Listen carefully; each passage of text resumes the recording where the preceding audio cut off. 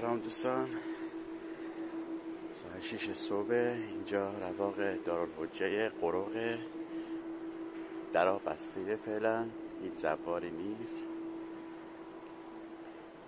اینجا هم که میبینید زری آقای مامورزای میبینید هیچ کی نیست، خالی از زوار، کسی اینجا نیست. و اینو قروق کردن، درا رو بستن، هیچ زوار نیست.